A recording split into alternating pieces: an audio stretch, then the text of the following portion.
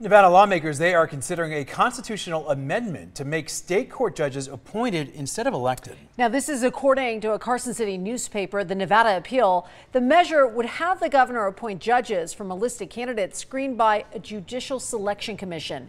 It would also limit judges to no more than 4 terms of 6 years each. A legislature committee is set to hear the measure tomorrow.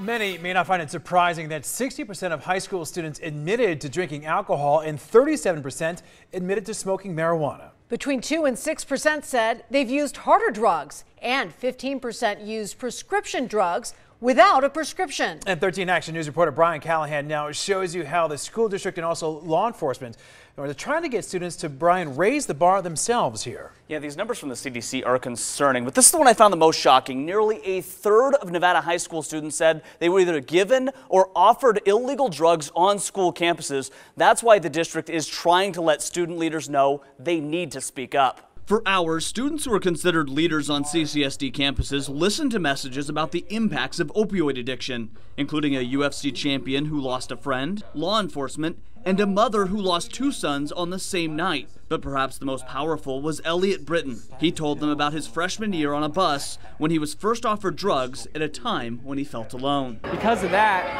I was willing to try a drug. Britton withheld few details about the path that followed, including dropping out his sophomore year. I just tried to be as honest and frank and genuine with what happened to me as I could be. And eventually living on the streets. And I realized in my heart of hearts that drug addiction had such a hold on me that drugs would be the last thing to go. The DEA brought the children together in hopes of curbing a growing problem in Nevada. The numbers of deaths has gone up every year. The agency challenging student leaders to take the message to their schools and speak up when they see someone headed down that path. Addiction knows no boundaries.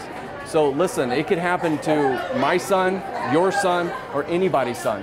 It doesn't go against any kind of racial lines, community lines, or anything. But what are the signs of that addiction? In teens, it can be a challenge early on. We expect our teenagers to sleep a little bit more. We expect them to be a little bit more moody because hormones play a huge factor in that. What parents need to be on the lookout for is how it affects their day-to-day functioning. It's one thing to sleep in till like noon, but if they're getting up and doing their chores and they're eating regularly. Jennifer Lively Paiuka treats teens struggling with addiction at destinations for teens. She says early drug use can have long-term impacts on emotional and educational growth. As we know, our brain is not fully developed until we're about 25 years old.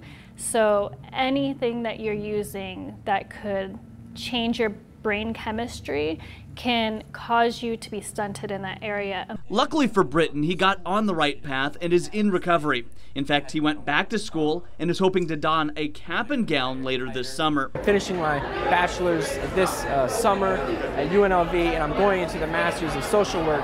Brian Callahan, 13 Action News, raising the bar.